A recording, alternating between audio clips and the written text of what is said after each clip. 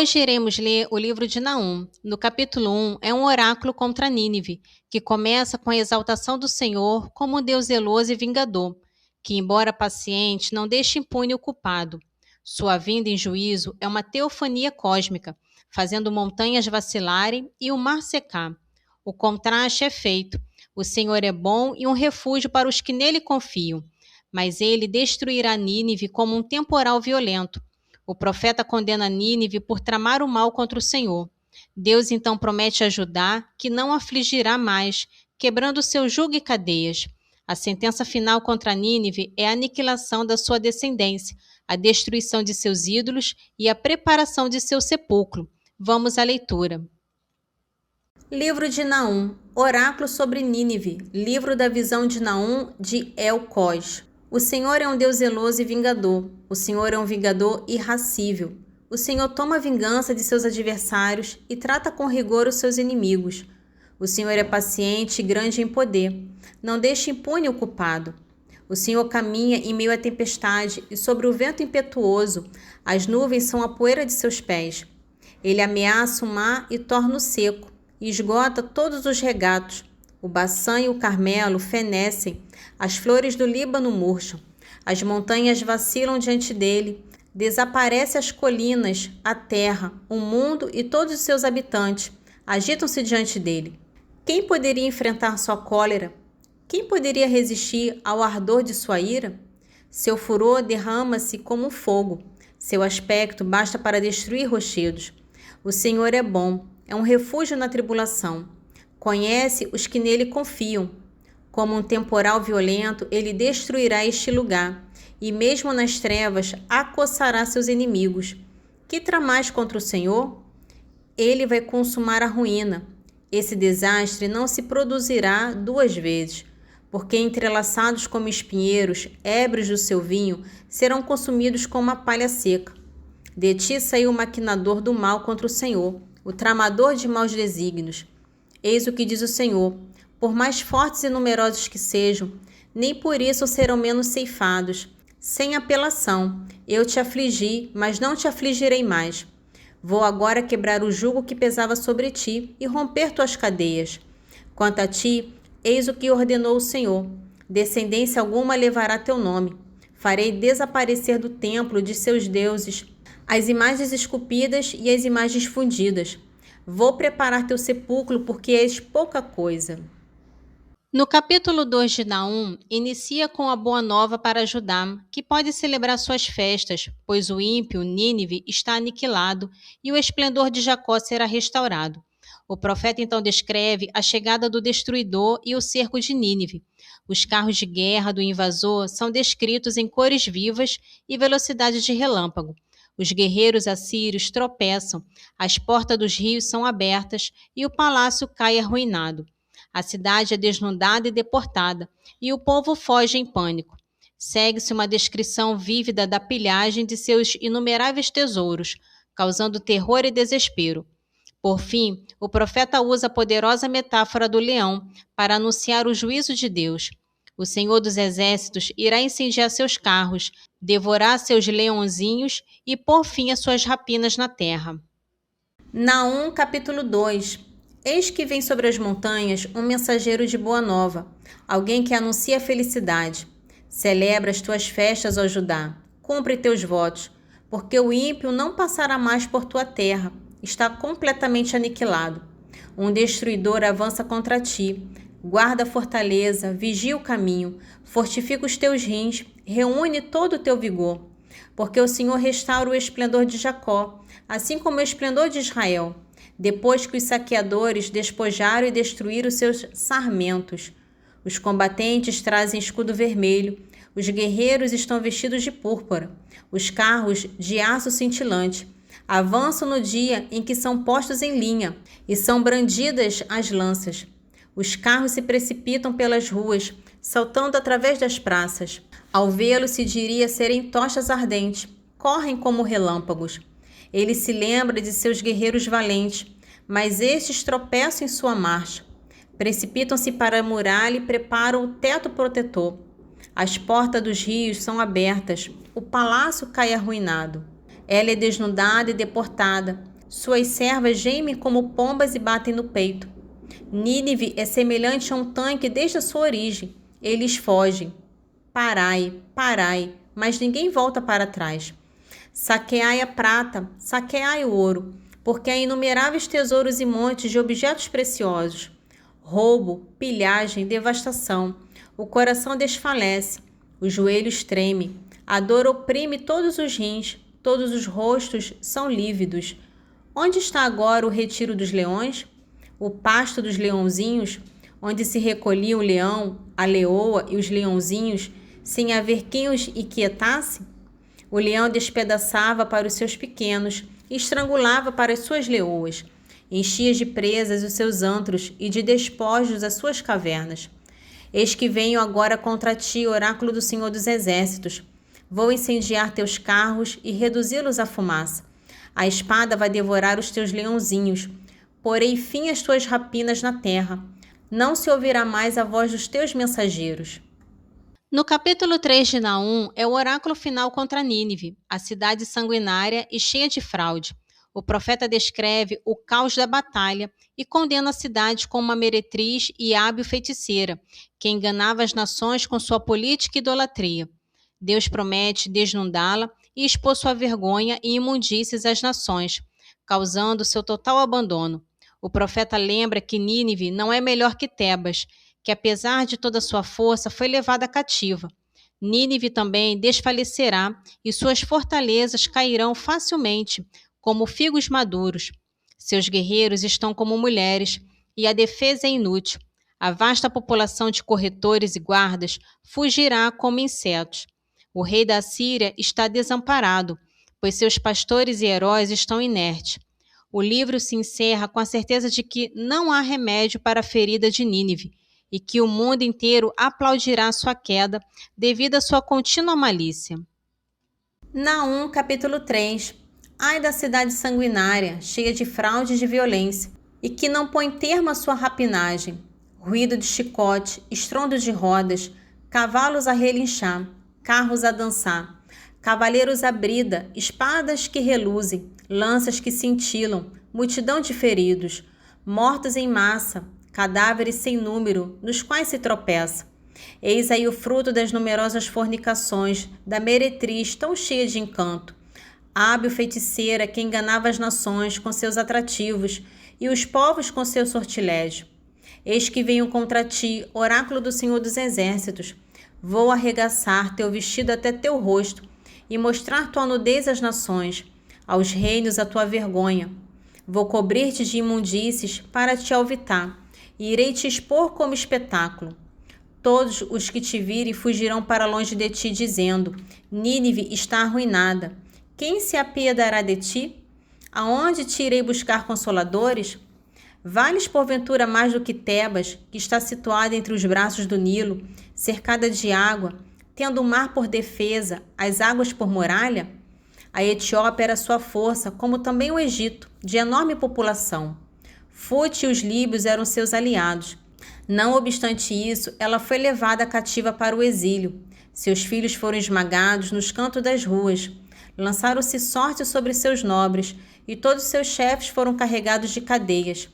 Também tu, em tua embriaguez, desfalecerás. Também tu procurarás um refúgio contra o inimigo.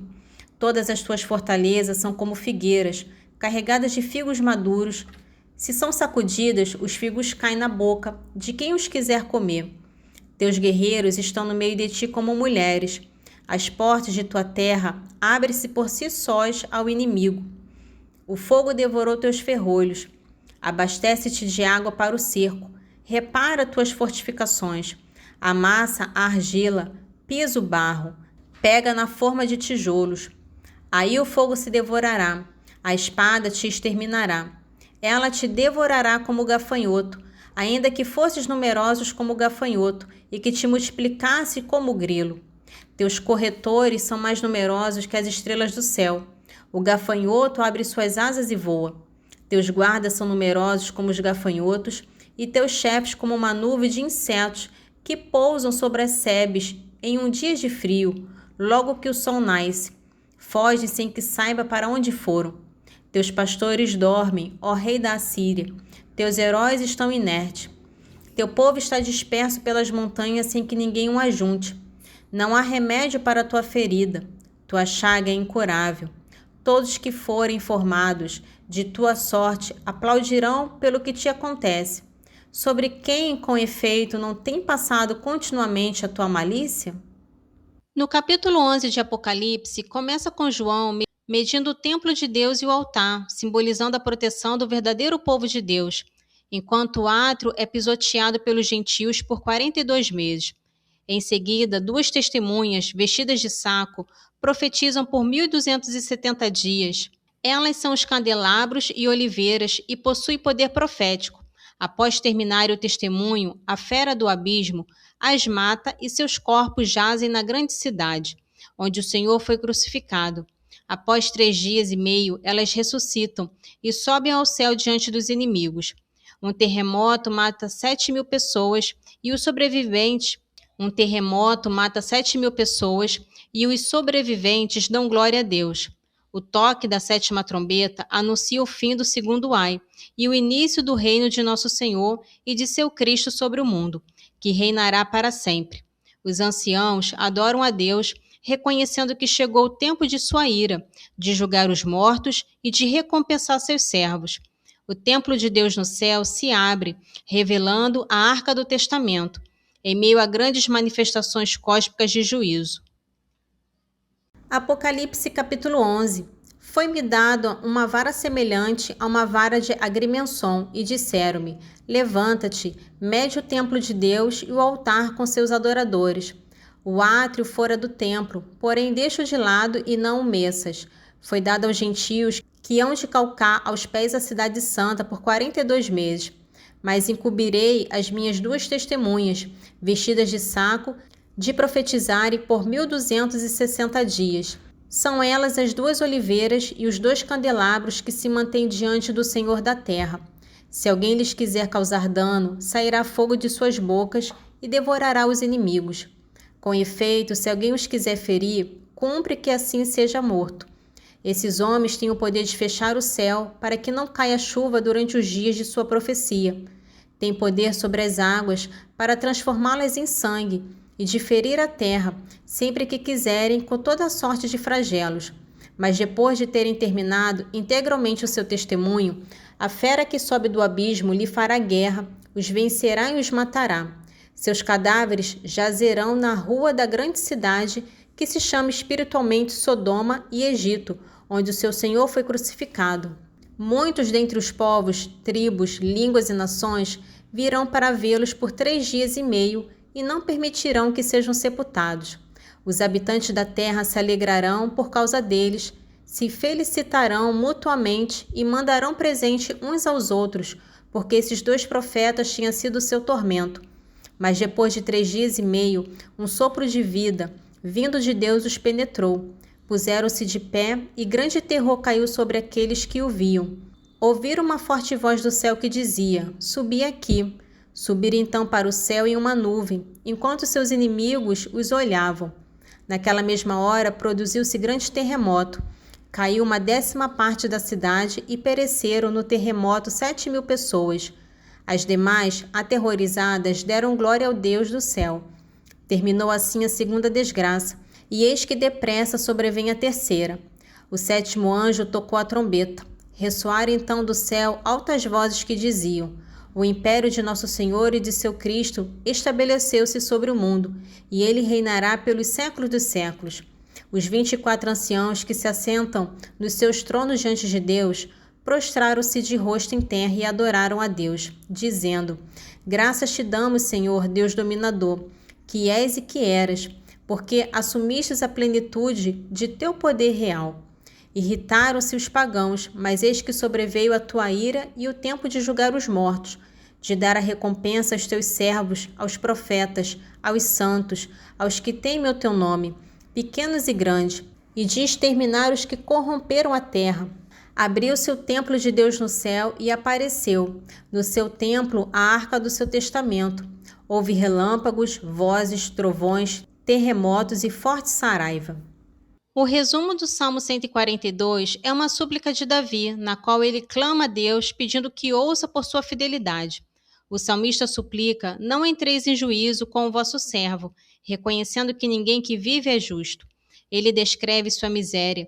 O inimigo persegue sua alma e o fez morar nas trevas, o que o leva ao desfalecimento do espírito e à perturbação do coração. Para encontrar esperança, ele lembra-se dos dias de outrora e medita nas obras de Deus. O salmo conclui a primeira parte com um apelo desesperado. O salmista estende as mãos, pois sua alma tem sede de Deus como uma terra árida. Salmo 142, dos versículos 1 ao 6.